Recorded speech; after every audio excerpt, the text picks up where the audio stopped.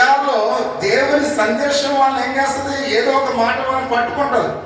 కాబట్టి అందుకని అవిశ్వాసంగా ఉన్న వారిని, దేవుని యొక్క విశ్వాసంలో లేని వారిని మనం ఎక్కడ నడిపించాలి? దేవుని మందిరానికి నడిపించినప్పుడు మనం 10 రాళ్ళు విసిరితే ఏదో ఒక రాయ ఆ కాయకి తగిలితలు ప్రియమైన వారు. కాబట్టి అందుకనే మనం ఆ మారుగా కాయ పడేంత వరకు కూడా మనం ఏం చేయాలి? రాయి విసిరాలి. అది పట్టుదల ప్రియమైన వారు. వాళ్ళు రక్షణ పొందేంత వరకు కూడా దేవుని మందిరానికి వాళ్ళు ఏం చేయాలి? మనం నడిపించాలి. ఎందుకంటే మార్చేది మనం కాదు, దేవుని వాక్యమే వాళ్ళు మారుస్తుంది ప్రియమైన వాళ్ళు. అందుకనే ప్రతి విషయంలో ఎవరైతే మీ ఇంటిలో ఇంకా రక్షణ పొందలేదు, మీ ఇంటిలో ఎవరైతే బాప్తిజం పొందలేదు, ఎవరైతే క్రీస్తుకి ఇంకా దూరంగా ఎవరైతే ఉన్నారో వారిని దేవుని మందిరానికి నడిపిస్తే ఏదో ఒక రోజు దేవుని వాక్యం వాళ్ళ హృదయంలో పనిచేస్తుంది అనే విషయాన్ని కొర్నేలి యొక్క కుటుంబీకులందరూ కూడా రక్షణ పొందడం ద్వారా మనం చూసినట్లుగా మనం చూస్తున్నాం. కాబట్టి దీన్ని బట్టి దేవుడు పక్షపాతం లేడు అనే సత్యాన్ని, కాబట్టి దేవుడు విమోచించి కాబట్టి నన్ను ప్రేమించి ఉన్నాడనే సత్యాన్ని, కాబట్టి ఈ విషయాన్ని జ్ఞాపకం చేసుకుని కాబట్టి దేవుని మందిరాన్ని కొన్నేళ్ళు ఎప్పుడు కూడా ఏం చేయాలంటే విడిచిపెట్టలేదు ప్రియమైన వారు. కాబట్టి ఎప్పుడైతే దేవుని మనం హృదయపూర్వకంగా అంగీకరిస్తామో, దేవుని హృదయపూర్వకంగా ఎప్పుడైతే మనం విశ్వాసంలోకి వెళ్తామో, దేవుని మందిరాన్ని మనం అసలు ఎప్పుడు కూడా విడిచిపెట్టము అనే విషయాన్ని మనం గమనించాలి. అంటే అంత భక్తి అంత విశ్వాసం మనలో ఉండాలి ప్రియమైన వాళ్ళు. అందుకని కొన్నేళ్ళు అసలు దేవుని మందిరాన్ని ఏం చేయలేదంట, విడిచిపెట్టలేదు అనే విషయాన్ని పరిశుద్ధ గ్రంథంలో మనం చూస్తూ ఉన్నాం. కాబట్టి నీ గురించి నీవు చింతిస్తూ ఉన్నావా? ఈ యొక్క రోజు ప్రియమైన వాళ్ళు, నేను ఎలా ఉన్నాను, నా భక్తి ఎలా ఉంది, నా విశ్వాసం ఎలా ఉంది? కొన్నేళ్ళు తన ఇంటి వారందరూ కూడా రక్షణ పొందారు, కొన్నేళ్ళ యొక్క విశ్వాసంలో జీవించాడు.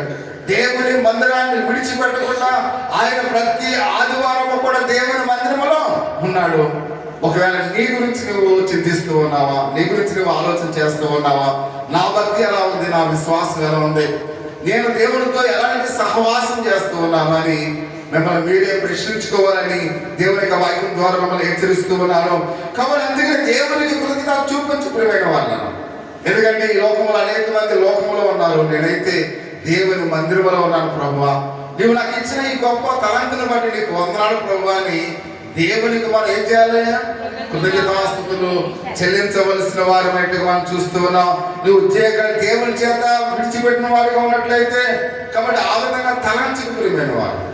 ఒకవేళ దేవుడు ఒక క్షణము నిన్ను విడిచిపెడితే మనం ఎందుకు పనికిరాం? ప్రతి ఒక్కరు కూడా.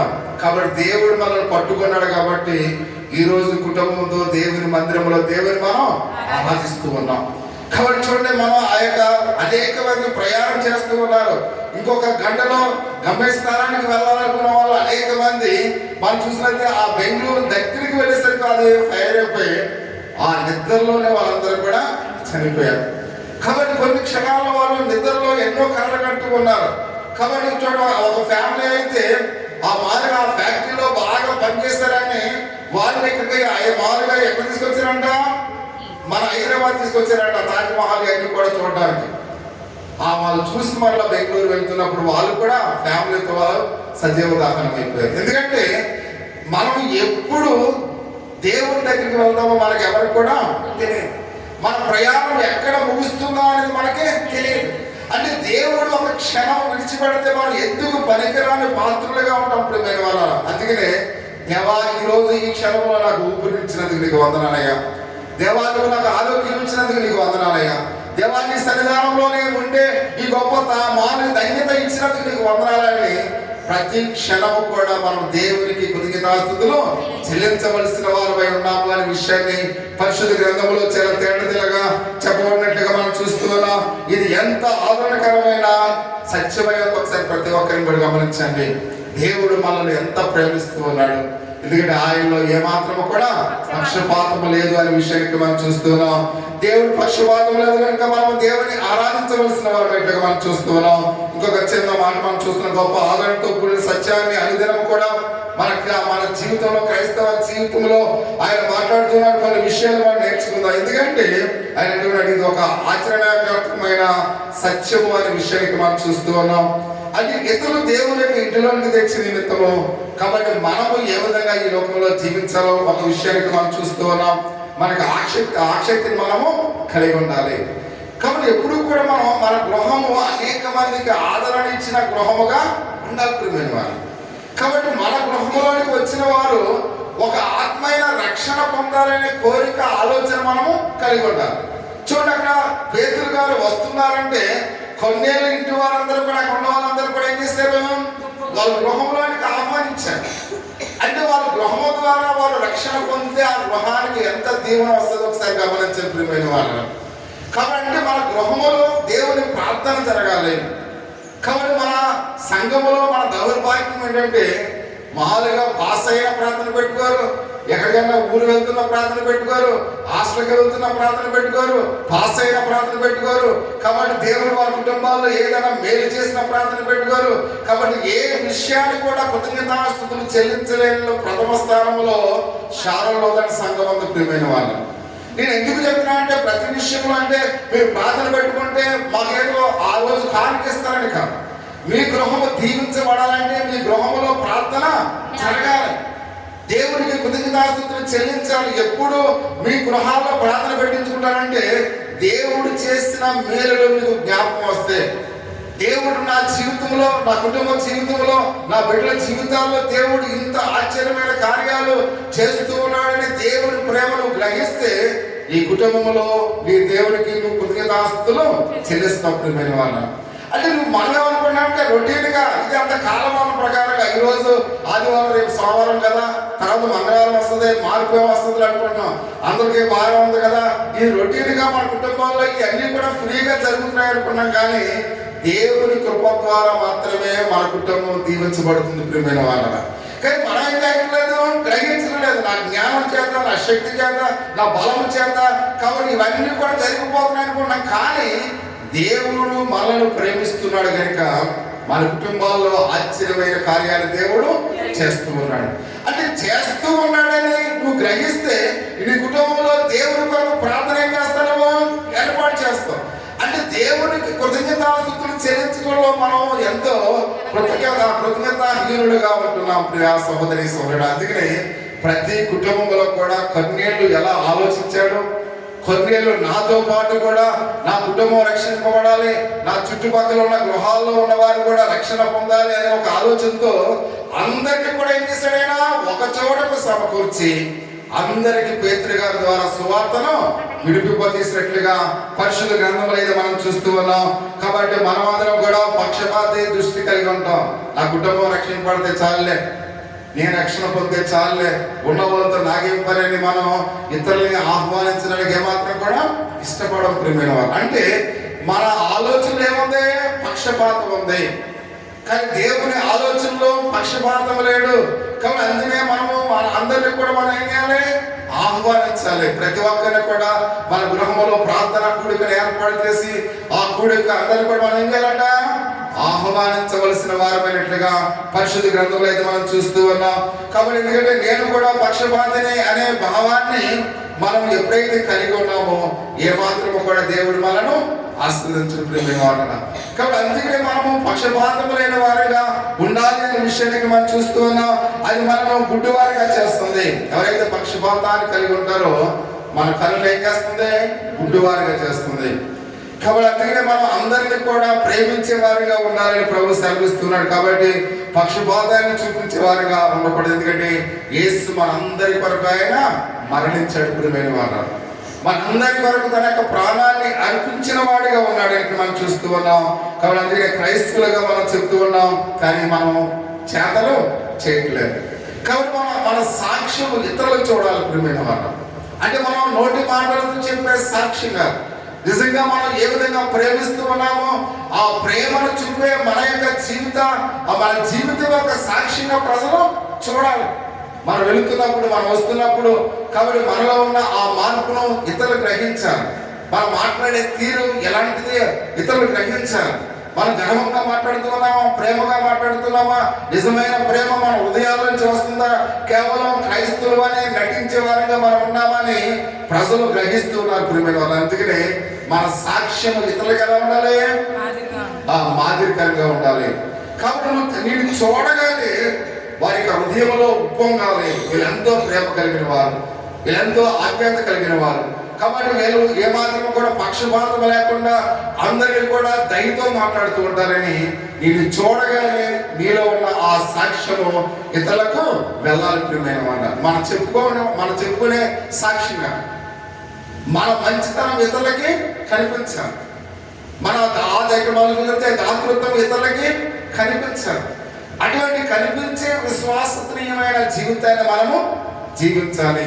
అందుకనే మన సాక్ష్యం ఎలా ఉందో ప్రతి ఒక్కరిని కూడా ఈరోజు ప్రశ్నించుకోవాల్సిన వారు మనం చూస్తూ ఉన్నాం. అంతమాత్రమే సంఘానికే పరిమితం చేయకండి ప్రియమైన వాళ్ళ. మన సాక్ష్యం ఇక్కడ ఏదో భక్తిగా ఇక్కడ కూర్చోవడం కాదు, భక్తిగా ఇక్కడ పాటలు పాడటం కాదు, భక్తిగా ఈ 2 గంటలు మాత్రమే మనం దేవుని యొక్క సన్నిధానంలో మన సాక్ష్యం ఉండడం కాదు. మనం బయటికి వెళ్ళినప్పుడు కూడా మన సాక్ష్యము ఇతరులు చూసి మనల్ని వీళ్ళ క్రైస్తవులని అనుకోవాలి. ప్రియమైన వాళ్ళు, క్రైస్తవ ప్రేమ వీరిలో ఉందనుకోవాలి. క్రైస్తవులు అంటే ఎలా ఉండాలి, ఎలా జీవించాలని ఒక ఆలోచన, ఒక తపన వారు కలిగిన వారే ఉండాలి. కాబట్టి అటువంటి ఆలోచనతో మనము జీవించవలసిన వారి బట్టి మనం చూస్తూ ఉన్నాం. ఒక ఆయన మనం బస్సులో వస్తుంటే, హైదరాబాద్ నుంచి వస్తుంటే, మామూలుగా ఇద్దరు యవనస్తులు, మామూలుగా ఆడపిల్లలు అన్నమాట. వాళ్ళు అంటే హాస్టల్ నుంచి వస్తున్నారన్నమాట. ఆ సూట్ కేసు కూడా మొయ్యలేని పరిస్థితిలో వాళ్ళు ఉన్నారు, అంటే బస్సు దిగలేని పరిస్థితిలో. అక్కడ ఒక ఆయన వృద్ధుడు, ఇంచుమించు గమరి గారు మామూలుగా చిట్టి గారి వయసు ఉంటుంది. ఒక ఆయన వచ్చి గబగబా ఆ సూట్ కేసు పట్టుకుని నేను దించుతానమ్మా, మీరు దిగండి, మీరు దించుతానమ్మా అన్నాడు. అంటే మేము అందరం ఉన్నాం కానీ ఎవరు కూడా ఆ సాహసం చేయలేకపోయాం. కానీ ఆ వృద్ధుడు ఈ ఆడపిల్లలు దిగలేకపోతున్నారని వాళ్ళు మామూలుగా అతను ముసలాయన ఆ సూట్ కేసు పట్టుకుని మామూలుగా దించాడు. వాళ్ళు అంటే అతని యొక్క సాక్ష్యం చూసినప్పుడు మనకి చెప్పగలిగాం. ఎందుకని అంత ప్రేమతో ఆ చిన్న పిల్లల్ని ప్రేమించాడు కాబట్టి. అంటే అతను ఆ సాక్ష్యం ఈరోజు ఇక్కడ నేను చూసింది ఒకరినే, కానీ ఆయన చేసిన గొప్పతనం ఇప్పుడు ఎంతమంది విన్నామో 40 మంది మీరు విన్నారు. అలాగే దేవుడు కూడా మన యొక్క జీవితంలో మనం చేసే కార్యాలు అనేక మందికి సాక్షులుగా ఉండాలి. ప్రియా సహోదరి సోదరు, అందుకని మనం ఇతరులను ప్రేమించడం నేర్చుకోవాలి, ఇతరులను గౌరవించడం నేర్చుకోవాలి, ఇతరులకు ఆప్యాయత మనం ఇవ్వడం ప్రజలు చూడాలి. ప్రియమైన వాళ్ళు, అదే ఒక క్రైస్తవుని యొక్క జీవితం అని మనం చూస్తుంది. ఇంకొక చిన్న మాట మనం చూస్తూ ఉన్నాం. ఎందుకంటే ఆయన అంటూ ఉన్నాడు, అందరి పట్ల మన కుటుంబ సభ్యులు అనుకోవాలి. ప్రియమైన వాళ్ళు, అందరి కూడా మనం ఏమనుకోవాలి, మన కుటుంబ సభ్యులే. మనము ఏ విధంగా మన పిల్లలు ప్రేమిస్తున్నామో ఇతర పిల్లలు కూడా అలాగనే ప్రేమించాలి. వాళ్ళు ఎవరైనా చెడ్డగా మాట్లాడితే వాళ్ళు సరిచేయాలి, చెడు మార్గాల్లో నడుస్తున్నప్పుడు వాళ్ళని సరైన మార్గంలో నడిపించాలి. కాబట్టి ప్రతి విషయంలో కూడా చూడండి, మనం ఇక్కడ మనకున్న విచిత్రమైన ఆలోచన చూడండి. ఎవరైనా పిల్లలు, మన పరాయి పిల్లలు బూత్ మాట్లాడారనుకోండి, మనం ఏం చేస్తాం, నవ్వుతాం. మీకు అర్థమవుతుందా? ఎవరైనా చిన్నపిల్లలు బూత్ మాట్లాడుతారు అనుకోండి, మనం నవ్వుతాం. కానీ నవ్వకూడదు, ఏం చేయాలి, ఎవరే ఆ మాట మాట్లాడకూడదురా, అందులో బూత్ ఉందని వాళ్ళకి మనం చెప్పాలి. కానీ మనం ఏం చేస్తాం, నవ్వుతాం. అంటే పలానా పిల్లలు ఇలా భలే నవ్వేస్తున్నాడు, ఎలా అన్నాడు, అలా అన్నాడు అని వాడిని ఎంకరేజ్ చేస్తూ ఉంటాం. కాబట్టి అంటే మనం స్వతహాగా వాళ్ళని ఏం చేస్తున్నాం, పాపంలోనే నడిపిస్తున్నాం, చెడు అలవాటులోకి నడిపిస్తున్నాం, చెడు తలంపుల్లోకి నడిపిస్తున్నాం. కాబట్టి మన దగ్గర ఉన్నప్పుడు వాడు ఎలా ఉండాలి, ఉన్నతమైన స్థితిలో ఉన్న చిన్న పిల్లవాడైనా చిన్న అమ్మాయి అయినా తప్పు చేస్తున్నప్పుడు సరి చేసి మనం మన దగ్గర ఉన్నప్పుడు ఒక ఉన్నతమైన స్థితిలో ఆ బిడ్డ ఉండేటట్టుగా మనము ఆలోచించాలి. ప్రియమైన వాళ్ళు, కానీ మనమైతే వాడు మాట్లాడే మాటలకు, ఆ చిన్నపిల్ల మాట్లాడే మాటలకు మనం నవ్వుకుంటాం, ఇక్కడ హేళన చేస్తుంటాం, ఎంకరేజ్ చేస్తూ ఉంటాం. అప్పుడు ఆ పిల్లవాడు ఏమనుకుంటాడు, ఇలాగనే మాట్లాడాలనుకుంటా, వీళ్ళు నవ్వుతున్నారని వాడు ఆ మాటలే మాట్లాడుతుంటాడు.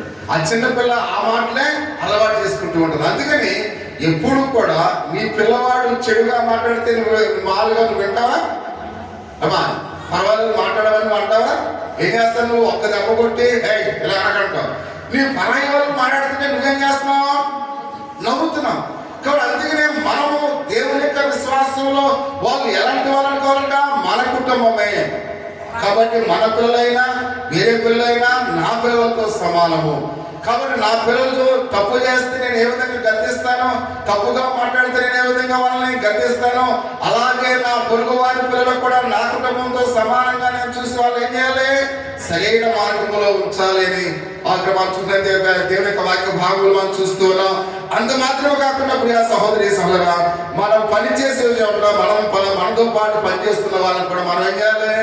గౌరవించాలి. ప్రియమైన వాళ్ళం, మనం ఎక్కడైతే పని చేస్తూ ఉన్నామో, మనకి ఎవరైతే మనకన్నా అధికారులుగా ఉంటున్నారో, మనకన్నా కింద స్థాయిలో పనిచేస్తూ ఉన్నారో, ప్రతి ఒక్కరికి వాళ్ళకి ఇవ్వాల్సిన రెస్పెక్ట్ మనము ఇవ్వాలి. కాబట్టి వాళ్ళకి ఏ విధంగా గౌరవించాలో వాళ్ళని మనం గౌరవించాలి. ప్రతి విషయంలో కూడా మనం అధికారులకు మనము లోబడిన వారిగా ఉండాలి అని పరిశుద్ధ గ్రంథంలో అయితే మనం చూస్తున్నాం. ఎప్పుడు కూడా మనం పనిచేసే దగ్గర మన ఉన్నతమైన స్థితిని మనం ఎప్పుడు కూడా నిలబెట్టుకోవాలి అనే విషయాన్ని పరిశుద్ధ గ్రంథంలో అయితే మనం చూస్తూ ఉన్నాం. కాబట్టి అంత మాత్రమే కాకుండా వీధిలో వాళ్ళు మన స్నేహితులుగా, కాబట్టి వాళ్ళు సువార్త ప్రకటించినట్లుగా వాళ్ళని మనం ఆ సువార్తను బోధించాలి. ప్రియమైన వాళ్ళు, ఒకవేళ మన స్నేహితులు ఎవరైనా కనబడుతుంటే వాళ్ళకి దేవుని యొక్క సువార్తను మనం బోధించాలి. ఒకవేళ వారి యొక్క వేరే వాళ్ళకి ఇక్కడ యేసుక్రీస్తు వారిని విశ్వసించలేని వారిగా ఉన్నారనుకోండి, వాళ్ళు మన స్నేహితులు అనుకోండి, వాళ్ళని యేసుక్రీస్తులోనికి విశ్వాసంలో నడిపించడానికి దేవుని సత్యాన్ని వాళ్ళకి ఏం చేయాలి? మనం చెప్పవలసిన వారు అనేట్లుగా మనం చూస్తున్నాం. అంటే ప్రతి ఒక్కరిని కూడా గౌరవించాలని పరిశుద్ధ గ్రంథంలో అయితే మనం చూస్తూ ఉన్నాం. ఒక కారణాన్ని బట్టి మనం అందరం కూడా సువార్త ఇతరులకు అందించే వారిగా ఉండాలి. ప్రియమైన వాళ్ళం, ఈ సువార్త మనతో ఆగిపోకూడదు, మన కుటుంబంతో ఆగిపోకూడదు, లేదా మన గ్రామంతో ఆగిపోకూడదు. అనేక మందికి దేవుని యొక్క సువార్తను మనం ఏం చేయాలి? ప్రకటించే వారుగా ఉండవలసిన బాధ్యత మన మీద ఉంది. ఎందుకంటే యేసు మనందరి కొరకు ఆయన మరణించాడు కనుక మనందరం కూడా ఎలా బ్రతుకుతున్నామంటే అది దేవుని కృప ద్వారా. కాబట్టి మనము దేవుని కొరకు మనము కూడా పనిచేసే వారిగా ఉండాలి. అందుకనే 12 మందితో ఈ యొక్క సువార్త ప్రారంభమైంది. ఇప్పుడు కొన్ని కోట్ల మంది సువార్తకులు అయ్యారు, కొన్ని కోట్ల మంది విశ్వాసులు ఉన్నారు. ఆ 12 మంది మేము పనిచేయమని యేసు ప్రభు పరలోకానికి వెళ్ళిన తర్వాత వాళ్ళు ఆగిపోతే ఇన్ని వేల మంది దేవుని యొక్క రక్షణ పొందేవారా? అందుకనే వాళ్ళు బలమైన తన ప్రాణాలు పోతాయని తెలిసి కూడా వాళ్ళు దేవుని యొక్క సువార్త ఎంతో బలంగా ఈ యొక్క 7 ఖండాలు కూడా వాళ్ళు దేవుని సువార్త వాళ్ళు ఏం చేశారు? ప్రకటించారు. ప్రియమైన వాళ్ళు, అందుకనే మనం సిగ్గుపడకూడదు. కాబట్టి చూడండి, మన ఆ క్యారమ్స్ ప్రతి ఒక్కరు కూడా ఎంతో సంతోషంగా వచ్చారు. కొంతమంది కొన్ని వాళ్ళ కారణాల చేత రాలేకపోయినప్పుడు కూడా, అంటే వచ్చిన వాళ్ళందరూ కూడా సిగ్గుపడకుండా దేవుని సువార్తను ఏం చేశారు? ప్రకటించారు. అందుకని మనం సిగ్గుపడకూడదు. ఎందుకంటే అపోస్తలుడు పౌలు అన్నాడు, దేవుని సువార్త గురించి నేను సిగ్గుపడేవాడిని కాదని చెప్పి. అందుకని మన స్నేహితులకు కూడా మనం దేవుని యొక్క సువార్తను ప్రకటించాలి. క్యారమ్స్ లో, ఎందుకంటే ఇక్కడ ఉన్న వాళ్ళందరూ కూడా మీకు కూడా ఫ్రెండ్స్ ఉంటారు. కాబట్టి మీరు అందుకనే ఆ రోజు క్రిస్మస్ ఎందుకు అంత సక్సెస్ అయిందంటే క్యారమ్స్ లో మీరు వచ్చి అందరూ కూడా ఏం చేస్తారు? ప్రతి ఇంటిని కూడా ఆహ్వానించారు. నేను అందరిని కూడా ఆహ్వానించలేదు, ఎందుకంటే కొంతమంది నాకు ఫ్రెండ్స్ ఉన్నారు, కొంతమంది నాకు తెలియదు, వాళ్ళతో నేను మాట్లాడలేదు. కానీ ఇప్పుడు ఆడవాళ్ళతో మాట్లాడారు కాబట్టి అందరూ కూడా ఆ రోజు ఎక్కడికి వచ్చారు? క్రిస్మస్కి వచ్చారు. అంటే కేవలం ఈ యొక్క పాస్టర్ గారి వల్ల జరిగేది కాదు, అంటే అందరూ కూడా సహకరించారు. అంటే ఆ క్రిస్మస్ క్యారమ్స్ లో మీరు ప్రతి గృహాన్ని దర్శించారు కాబట్టి వాళ్ళు అక్కడికి పలానా వ్యక్తి నన్ను పిలిచింది, నేను వెళ్ళాలి, ఎందుకంటే బాగోదు మా ఇంటికి వచ్చి పిలిచింది అనే ఒక ఆలోచన వారిలో ఉంటుంది. ప్రియమైన, అందుకనే సువార్త పనికి మనం ఏదో విధంగా మన టాలెంట్ మనం ఏం చేయాలి? ఉపయోగించుకోవాలి. అందరిని కూడా ఆ క్రిస్మస్ వేడుకలోకి నడిపించినట్లుగానే ఒకరోజు వారు దేవుని యొక్క విశ్వాసంలో కూడా ఆటోమేటిక్ గా ఆ వాక్యం వాళ్ళని నడిపిస్తుంది. ప్రియమైన వాళ్ళు, అందుకనే క్రిస్మస్ సక్సెస్ అయిందంటే ఒకరి వల్ల కాదు, మీ అందరి వల్ల అది సక్సెస్ అయింది. అందరూ మీకున్న టాలెంట్స్ అన్ని కూడా ఎంతో చక్కగా వివరించారు, చక్కగా చెప్పారు. అందుకనే ఈ యొక్క ప్రతి విషయంలో కూడా ఆయా అందరూ కూడా అక్కడ రావడానికి కారణం ఎవరు? మీరందరూ అనే విషయాన్ని ఎప్పుడు కూడా మనము మర్చిపోకూడదు. ప్రియమైన వాళ్ళు, అందుకనే ప్రతి ఒక్కరిని కూడా దేవుని యొక్క స్నేహితులుగా మనం చూడాలి. ఇందుకే అంత మాత్రం కాక కారణాన్ని బట్టి మన సువార్త ఇతరుల పట్ల మనం అందించాలని యేసుక్రీస్తు వారు ఆయన చేసిన కార్యాలు మనము బోధించవలసిన వారి బట్టి మనం చూస్తున్నాం. అపోస్తలుడైన ఇక్కడ పేతురు ప్రభువుని ప్రేమించాడు కనుక ప్రభు కొరకు దేవుని సువార్త ఆయన ప్రకటించాడు. నువ్వు కూడా నిజంగా నువ్వు ప్రభువుని ప్రేమిస్తే ఆయన కొరకు మౌనంగా నువ్వు ఏమాత్రం కూడా ఉండవు. ప్రియమైన వాళ్ళగా, కాబట్టి ప్రభువును ప్రేమిస్తే నీ ప్రభు యొక్క గొప్పతనం ఏం చేస్తావు? ఇతరులకు చెప్తావు. ప్రియమైన వాళ్ళ, కాబట్టి ఆయన గొప్పతనం మనం ఇతరులకు చెప్తున్నామంటే ఆయన మనం ప్రేమిస్తూ ఉన్నాం. కాబట్టి అందుకనే మన యొక్క గొప్పతనం మనం ఏం చేయాలి? ఆయన గొప్పతనం ఇతరులకు ప్రకటించాలి. కాబట్టి అందుకనే దేవుని యొక్క విశ్వాసంలో పేతురు ప్రభువును ప్రేమించాడు కనుక ఆయన అనేక మందికి దేవుని యొక్క విశ్వాసంలోకి ఆయన నడిపించినట్లుగా మనం చూస్తూ ఉన్నాం. కాబట్టి యూదులు యేసుక్రీస్తు వారిని రక్షకుడిగా చూడాలని పేతురు ఆశపడ్డాడు. ప్రియమైన వాళ్ళు ఎవరు కూడా అతడు యూదులందరినీ కూడా నేను రక్షించాలి, కాబట్టి నా ప్రజలందరూ కూడా రక్షణ పొందాలి అనే ఒక తాపత్రయం ఎవరిలో ఉంది? పేతురు గారిలో ఉంది. ప్రియమైన వాళ్ళరా, కాబట్టి నీలో కూడా ఒక తాపత్రయం ఉండాలి. నా ఇల్లు అంతా కూడా రక్షణ పొందాలి, నా గ్రామం అంతా కూడా రక్షణ పొందాలి, నా కుటుంబీకులందరూ కూడా, నా కుటుంబంలో ఎవరైతే ఉన్నారో ఇంకా ప్రార్థనకు వెళ్ళలేని వారు ఎవరైతే ఉన్నారో వాళ్ళు ఫోన్ చేయండి, వాళ్ళు దేవుని సువార్త ప్రకటించండి. నీ కుటుంబం అంతా, నీ బంధువులంతా కూడా రక్షణ పొందితే అది ఎంతో అద్భుతంగా ఉంటుంది. ప్రియమైన వాళ్ళరా, ఎందుకంటే కొన్ని కుటుంబాలను చూస్తూ ఉంటాం, కొన్ని మాల ఫంక్షన్లకి నేను వెళ్తూ ఉంటాం, అందరూ ప్రార్థనలో ఉంటేనేమో ఇంట్లో ఉంటారు, అంటే వాళ్ళ ఇంట్లో నుంచి బయటికి రారు. ఈ వండిని కూడా ఏం చేస్తారో ఇంట్లోకి పట్టుకుపోతుంటారు. కాబట్టి వాళ్ళు లోనే తినేసి ఆఖరిని అంట బయటపోతూ ఉంటారు. అంటే ఇక్కడేమో ప్రార్థన జరుగుతుంది, వాళ్ళేమో ప్రార్థనలో కూర్చోరు. ఎంత విచిత్రం! కాబట్టి అందుకనే వారు కూడా రక్షణ పొందితే వాళ్ళు ఎక్కడ ఉంటారో నీ పక్కన కూర్చుంటారు. కాబట్టి అందుకనే ఎవరైతే రక్షణ పొందలేదో ఇప్పుడు ఒకవేళ జ్ఞాపకం వస్తే పేపర్ మీద రాసుకుని ప్రార్థన అయిన వెంటనే వెళ్ళి వాళ్ళకి దేవుడి సువార్తను మీరు ప్రకటించరు. ప్రియమైన వాళ్ళు అలాగే చిక్కాల్లో బూర్లన్నీ పట్టుకెళ్ళి